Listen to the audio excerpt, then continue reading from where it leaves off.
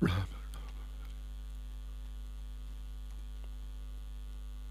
Rama.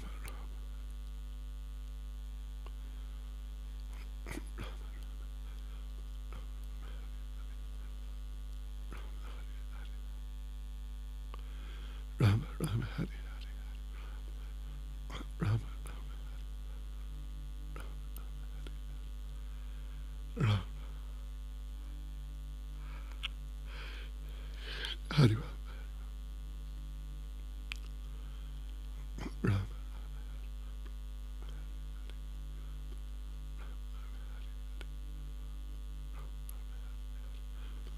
Rama, Rama,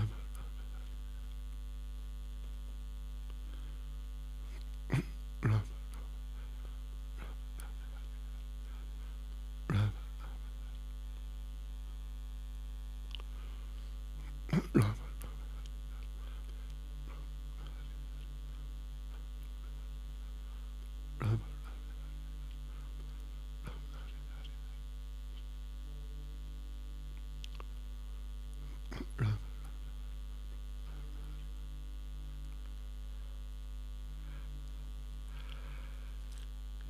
Rama,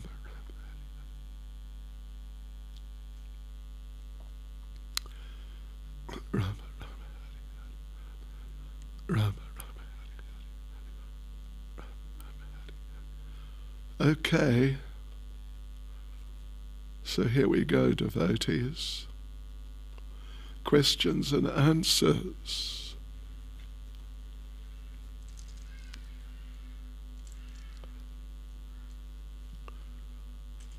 Actually, we've only got, I think, 7, 8. We got 8.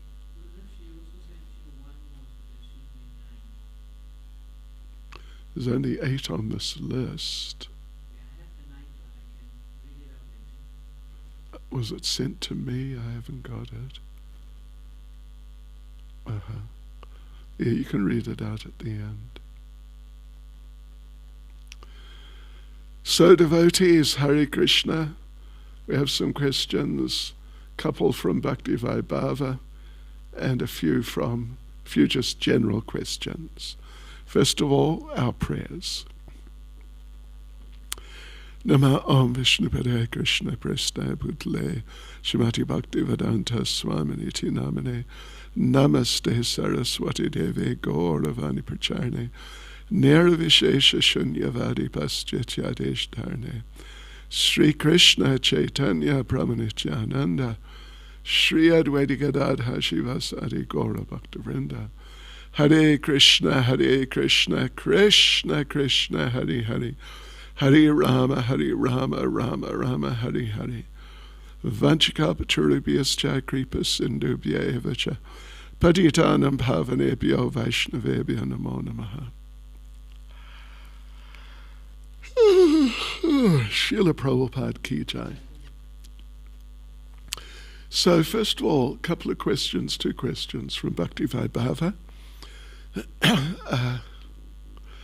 The first one's very specific. Is there any specific reason why Bhishma Dev would only mention 3 of the Mahajans? Now, devotees, if you're not following Bhakti Vaibhava at all, this might sound, well, you wouldn't know what we're talking about. But this is referring to 1st Canto, Chapter 9, verse 19. Verse 19, in which, well, actually, while we're at it, let me just read the verse. 1, 9, 19, and here the translation says, O King. This is Bhishma Dev speaking, by the way. O King, Lord Shiva, Narada, the sage amongst the demigods, and Kapila, the incarnation of Godhead, all know very confidentially about his glories through direct contact. Yes, so the thing is, actually Srila Prabhupada comments at the end of the purport that, there's a few sentences in which which Srila Prabhupada describes how the Lord puts the devotee sometimes into material troubles in order to deliver them from their material entanglements, to help them like that.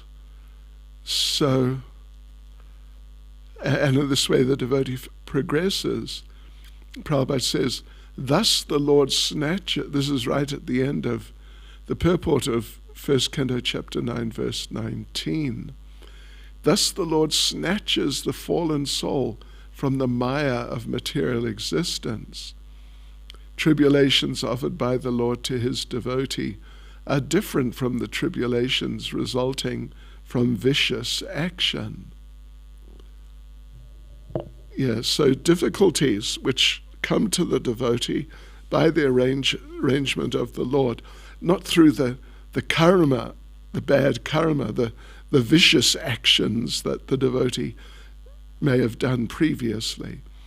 So all these glories of the Lord are especially known to the great Mahajans, like Brahma, Shiva, Narada, Kapila, Kumar, and Bhishma, as mentioned above, and one is able to grasp it by their grace.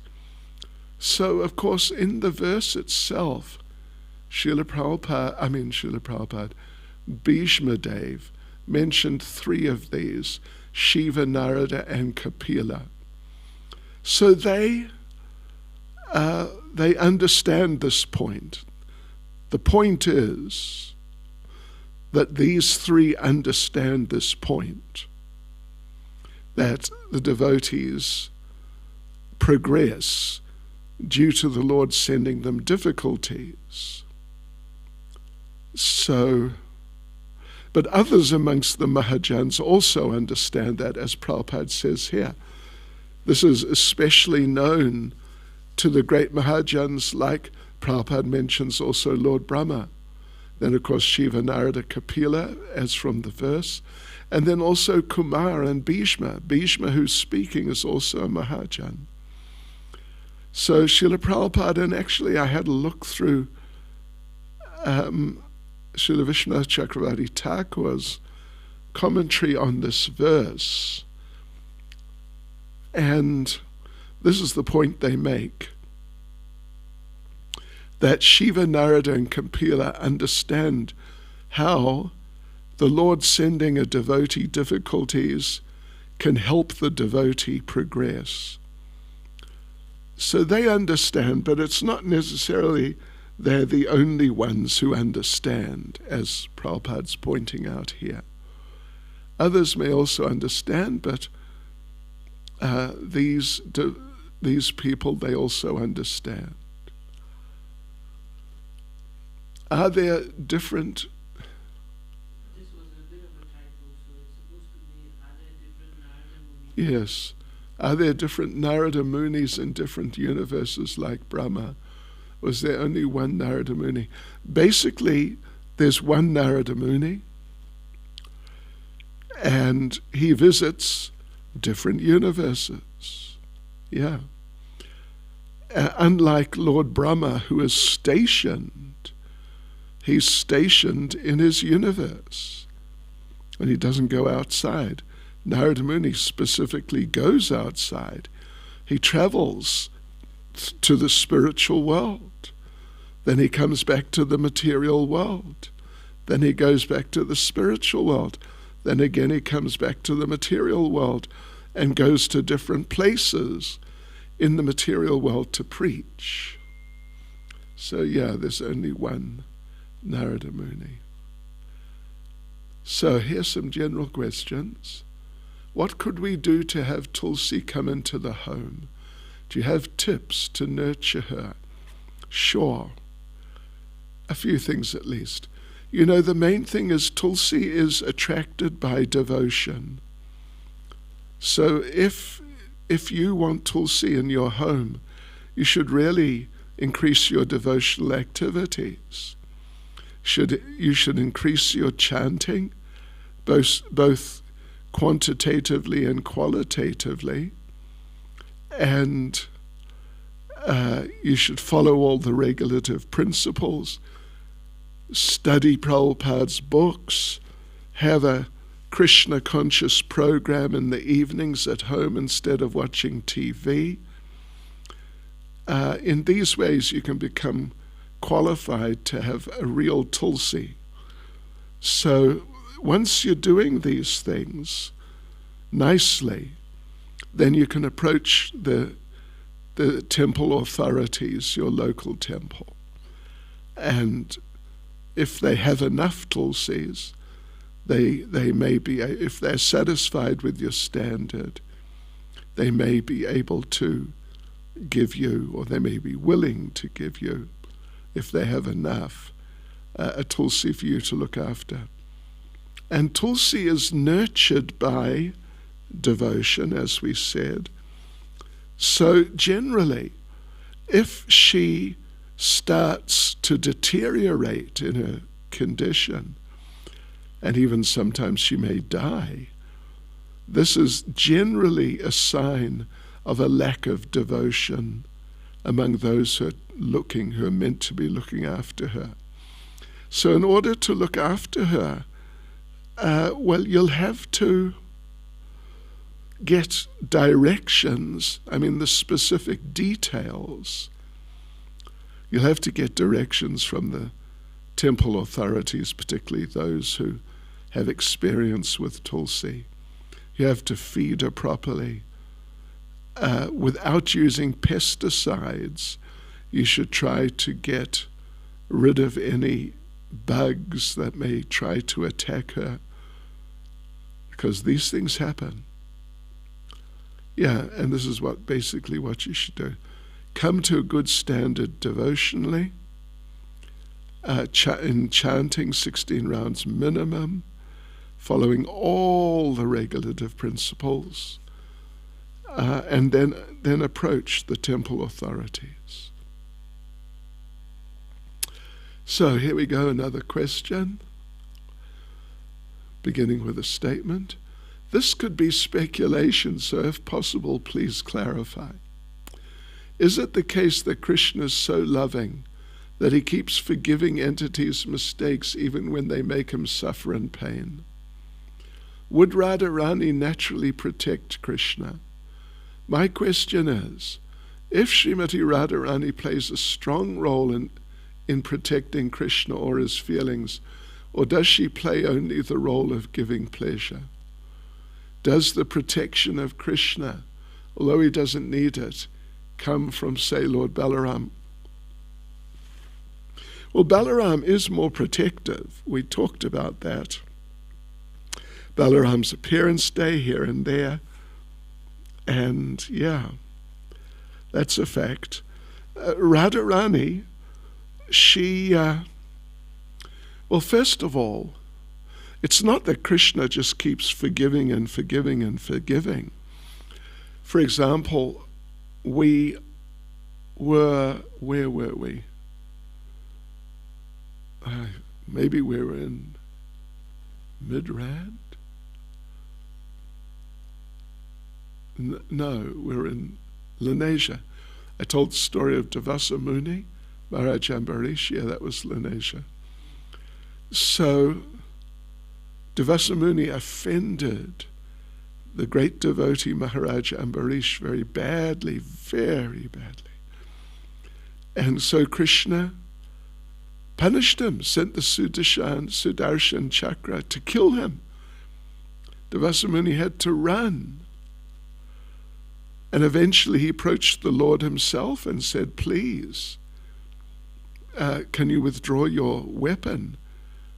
You're the protector of the distressed, and I'm very distressed because of this chakra of yours. But Krishna said, I can't do that because you've offended a devotee. Actually, according to Srila Vishwanath Chakravarti Thakur, Krishna said, Devasa said, that you have a very soft heart. You're very compassionate on the distressed, and I'm really distressed. So with your compassionate heart, please be merciful. And Krishna said, you're right, I have a very merciful heart. But there's one problem now with my heart. That is, I have given my heart to my devotees. So if you want some mercy from my compassionate heart, you must approach the devotee. That means, in this case, Maharaj Ambarish, who Devasa had really terribly offended. It was just atrocious. But Maharaj Ambarish, being a great devotee, he immediately forgave him. Yeah, so it's not. I mean, the Lord is forgiving to his devotees. For the non-devotees, he's neither forgiving nor does he really help them so much. He just sees they get their karma. He sees they get their karma. This is the main thing. Of course, sometimes he comes and he gives the opportunity to come back to him. Sometimes he sends devotees to encourage people to come back to him. He does things like that. But generally, the conditioned souls are very sinful. By the arrangement of the Lord's super soul, Paramatma expansion, then they get their karma, and the Lord sees they get their karma. This is a type of mercy in the sense that when someone gets karma, like really bad karma, then it may wake them up. The idea is that it should wake them up to become better people and to become devotees. Yeah.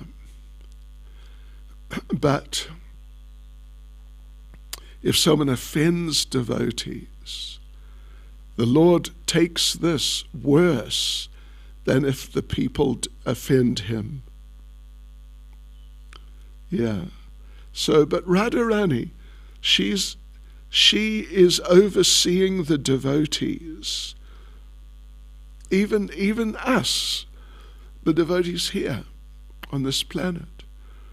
Radharani's overseeing all the devotees, trying to give them inspiration to serve her beloved Lord Krishna better. These things she's doing in this world. And she's not really dealing with the sinful people or the offenders, these types of people. Yeah. So she's giving pleasure to Krishna directly, and she's helping devotees become better devotees, and then bringing them to Krishna.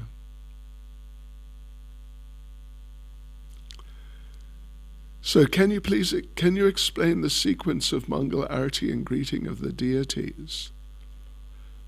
Okay. Well, yeah. This is information, and there is paraphernalia which you can get, I would think, quite easily.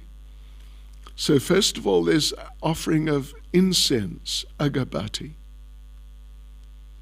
Then there's offering, in Mangalarati, there's an offering of a lamp with 5 ghee wicks. Then after that, there's the offering in a conch shell of water for bathing. Then after that has been offered, then the Lord is offered a cloth for drying himself after the bathing. Then after the cloth, the Lord is offered a flower. Then after the flower, the Lord is offered chamara, the yak-tail whisk. And then that's the end. Of course, the conch is blown at the beginning and the conch is blown at the end. in all just 12 months of the year. But for some, maybe 6 months, or during the colder time, however much that may be, of the year. Like here, it's maybe 6 months in South Africa. Probably something like that, or maybe slightly less, at least in Durban. So conches blown, and in the winter and the cold time, the arti finishes when the chamara, the yak-tail whisk, has been offered. That's then the conches blown, and that's the end. But during the warm months, summer months, spring, summer, anyway, summer months, then after the chamara, a peacock fan is offered to cool the Lord from the heat. But in the winter, of course, we don't want to make the Lord cold, so we don't offer the chamara. Then the greeting of the deities, again the conch is blown beginning and end. Then they offer agabati, then they offer a flower, and then they offer the chamara. I mean, yeah. During the summer, they may also offer the peacock fan. Yeah, so that's the sequences. What should be our prayer to Lord Balaram? Our prayer, I mean, there's so many things we can pray to Lord Balaram for.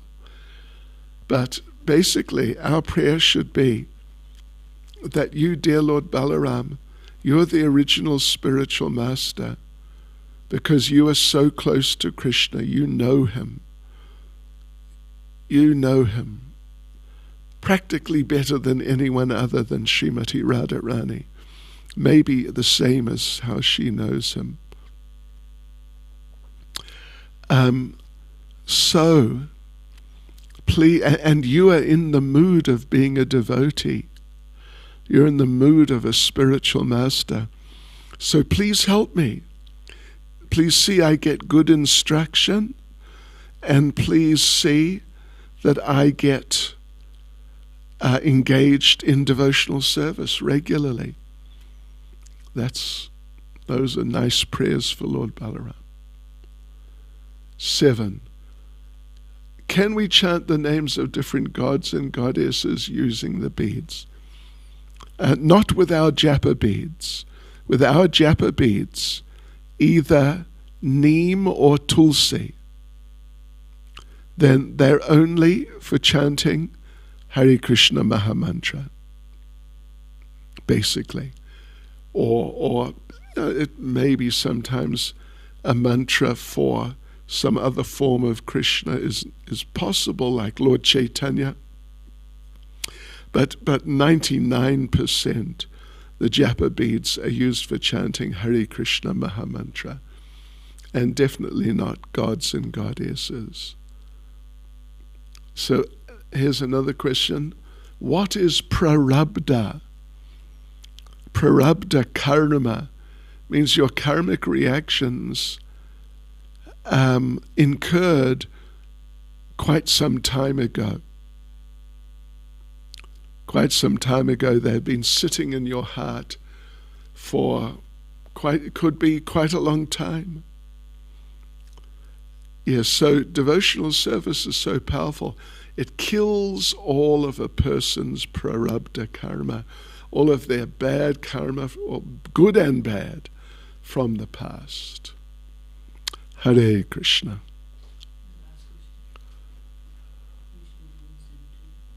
She didn't send. Oh, I see. So here's one last question.